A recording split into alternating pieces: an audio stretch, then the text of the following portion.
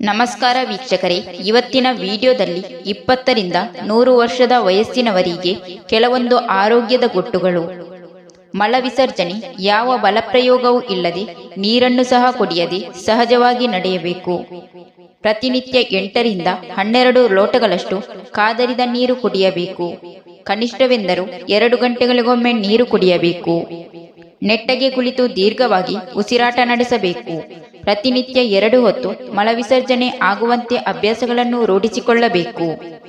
ಪ್ರತಿನಿತ್ಯ ಬೆಳಿಗ್ಗೆ ಮತ್ತು ಸಂಜೆ ತಣ್ಣೀರಿನಲ್ಲಿ 2 ಹೊತ್ತು ಸ್ನಾನ ಮಾಡುವುದು ಒಳ್ಳೆಯದು. ಊಟದ ನಂತರ ಮೂತ್ರ ವಿಸರ್ಜನೆ ಮಾಡುವುದು ಒಳ್ಳೆಯದು. ಅದರ ನಂತರ 1/4 ಗಂಟೆಯಷ್ಟು ಹೊತ್ತು ವಜ್ರಾಸನ ಹಾಕಬೇಕು. ಪ್ರತಿದಿನ ಬೆಳಿಗ್ಗೆ ಸಂಜೆ ಧ್ಯಾನ ಮಾಡಬೇಕು. ನಿದ್ರೆಗೂ ಊಟಕ್ಕೂ ಕನಿಷ್ಠ 1-2 ಗಂಟೆಗಳ ಅಂತರ ಇರಬೇಕು.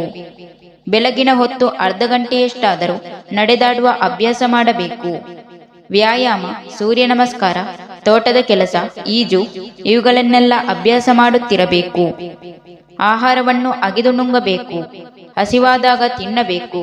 ಹೊಟ್ಟೆ ತುಂಬ ತಿನ್ನಬಾರದು. 1 ಭಾಗ ಖಾಲಿ ಇರಬೇಕು.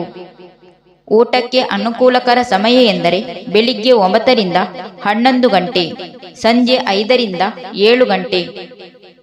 ದಿನಕ್ಕೆ 2 ಸಲ ಆಹಾರ ಸೇವಿಸಬೇಕು.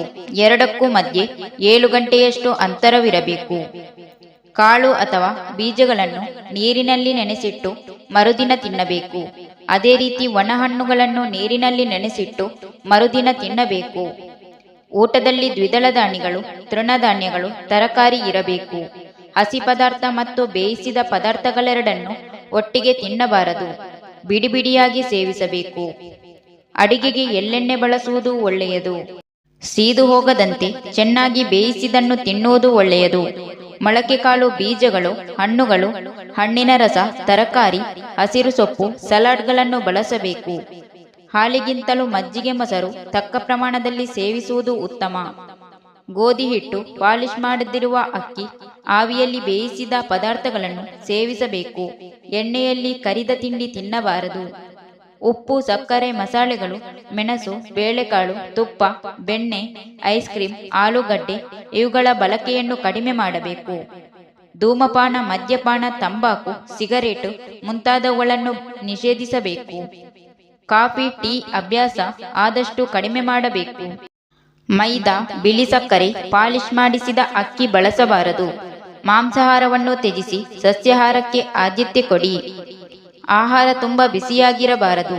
ಹಾಗೆಯೇ ಬಹಳ ತಣ್ಣಗೂ ಇರಬಾರದು. ಹಾನಿಕಾರಕ ಕಾಸ್ಮೆಟಿಕ್ಸ್, ಮೆಡಿಕೇಟೆಡ್ ಸೋಪುಗಳನ್ನು, ಕ್ರೀಮುಗಳನ್ನು ಬಳಸಬಾರದು.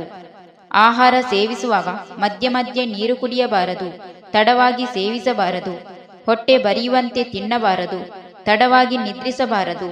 ಎಡಮಗ್ಗುಲಿಗೆ ತಿರುಗಿ ಮಲಗಬೇಕು. ಅಂಗಾತ ಮಲಗಬಾರದು. ದಿನಕ್ಕೊಮ್ಮೆ ಉಪ್ಪು ನೀರಿನಿಂದ ಬಾಯಿ ಸ್ವಚ್ಛಗೊಳಿಸಬೇಕು. ತ್ರಿಫಳ ನೀರಿನಿಂದ ದಿನಕ್ಕೊಮ್ಮೆ ಕಣ್ಣುಗಳನ್ನು ತೊಳೆದುಕೊಳ್ಳಬೇಕು. ಇದರಿಂದ ಕಣ್ಣುಗಳು ಹೊಳೆಯುತ್ತದೆ. ಮಲಬದ್ಧತೆ ಇದ್ದರೆ ಎನೀಮಾ ತೆಗೆದುಕೊಳ್ಳುವುದು ಒಳ್ಳೆಯದು. ಅದರಿಂದ ಹೊಟ್ಟೆಯಲ್ಲಿನ ಕಲ್ಮಶಗಳೆಲ್ಲ ಹೊರ ಹೋಗುತ್ತದೆ. ವಾರಕ್ಕೊಮ್ಮೆಯಾದರೂ ಮಸಾಜ್, ಸನ್ ಬಾತ್, ಸ್ಟೀಮ್ ಬಾತ್ ಮಾಡುವುದು ಒಳ್ಳೆಯದು. ಬಾಯಿ ತುಂಬ ನೀರು ತುಂಬಿಕೊಂಡು ಹಣೆಯ ಮೇಲೆ, ಕಣ್ಣುಗಳ ಮೇಲೆ ನೀರು ಚಿಮುಕಿಸಿಕೊಳ್ಳಬೇಕು. ಹೀಗೆ ದಿನಕ್ಕೆ 2 ಸಲ ಮಾಡಬೇಕು.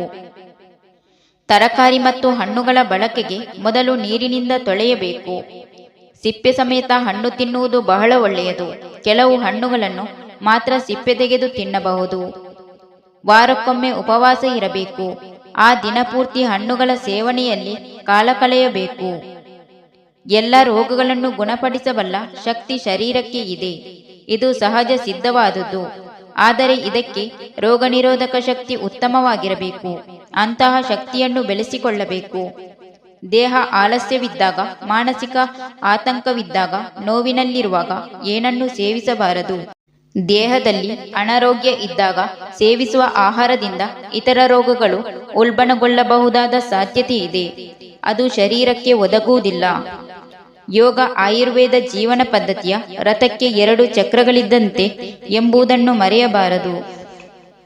ವೀಕ್ಷಕರೇ, ನಾವು ಮಾಡುವ ವಿಡಿಯೋದಲ್ಲಿ ನಿಮಗೆ ಏನಾದರೂ ಡೌಟ್ ಇದ್ದರೆ ಕಮೆಂಟ್ ಮಾಡಿ ಮತ್ತು ನಿಮಗೆ ಏನಾದರೂ ಟಿಪ್ಸ್ ಬೇಕಾದರೆ ಕಮೆಂಟಲ್ಲಿ ತಿಳಿಸಿ.